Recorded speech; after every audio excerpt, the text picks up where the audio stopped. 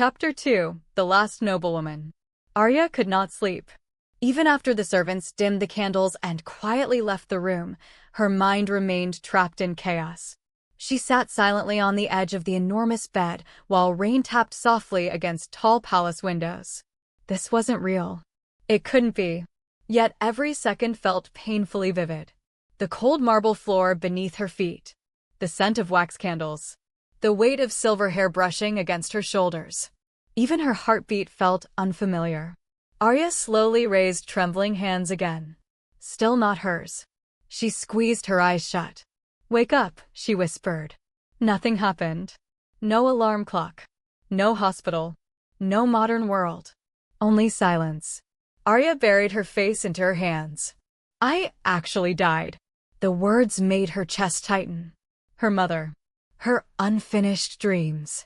Her normal life. Gone. A sudden knock interrupted her thoughts. "My lady," a soft voice called carefully. "May we enter?" Before Aarya answered, 3 maids stepped inside carrying trays of food and folded clothing. The girls immediately lowered their heads respectfully. None of them looked older than 20. But their expressions toward her felt strange. Not casual. Not even respectful. It looked closer to worship. One maid nervously placed tea near her. "Please eat something, Lady Ariadne." Aarya forced herself to stay calm. If she panicked openly, she could expose herself instantly. She needed information. Carefully, she asked, "How long was I unconscious?" The maids exchanged glances. 3 days, my lady. 3 days. Another maid hesitated before speaking quietly. The entire capital feared House Valerius had truly ended. Aarya noticed the way they avoided eye contact while mentioning the house name. Fear. Political fear. She remembered fragments from the memories forced into her mind earlier. House Valerius. One of the oldest noble bloodlines in the continent. Powerful. Ancient. And nearly extinct. Just like women. Aarya looked toward the maids. Something suddenly stood out. Every servant in the room was male except one. Even the knight outside the door. Her stomach tightened. "Where are the women?" she asked carefully. The room froze. The maids looked confused by the question itself. Finally one answered softly. "My lady, there are almost none left." Aarya's pulse quickened. "How many?" The servants exchanged nervous glances again.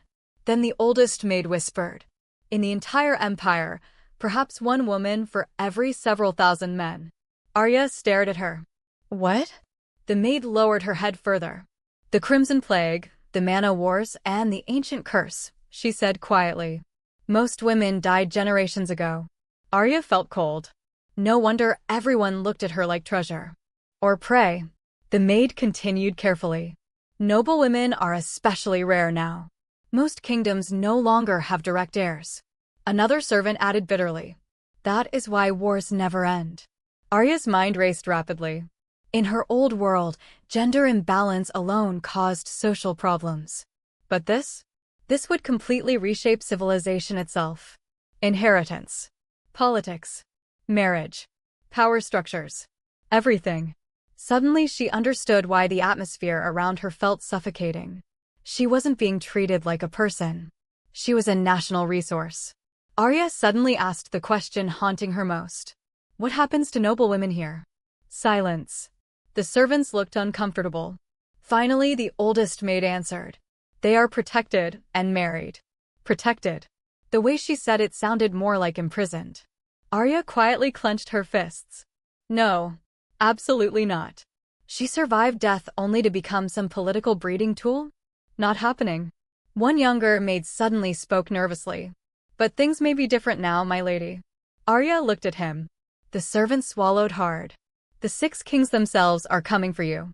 The room became heavy instantly. Even the servants looked terrified saying those words out. Aarya frowned. "Why?" Nobody answered immediately. Then, boom. A distant sound echoed through the palace. The windows trembled violently. Several servants gasped. Another explosion followed. This time closer. The knight outside suddenly burst through the doors. His face had gone completely pale. "My lady." "What now?" the old maid snapped. The knight struggled to breathe. A dragon has appeared above the capital. The room descended into panic. Servants stumbled backward in fear. One maid nearly dropped the tea tray. Aarya blinked in confusion. A dragon. The knight looked horrified. Black scales.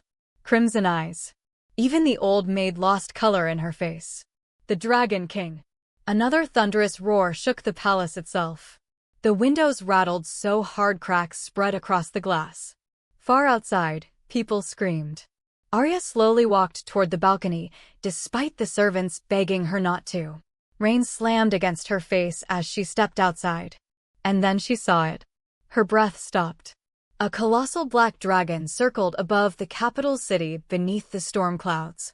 Its wings were so massive they covered entire streets in shadow. Crimson eyes glowed through the rain like burning stars. Citizens fled in terror below. Knights filled the walls.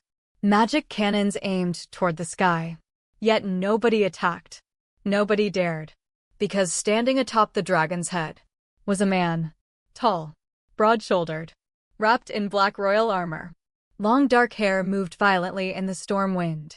Even from this distance, Aarya could feel overwhelming pressure radiating from him. Like staring at a natural disaster wearing human form. The man slowly lifted his gaze. Directly toward her balcony. Toward her. Then the dragon descended. The entire palace shook upon landing. Servants screamed. Knights dropped to one knee instantly. The man stepped off the dragon calmly. And for the first time since arriving in this world, Aarya felt true fear. Because somehow, she knew, one of the 6 kings had arrived.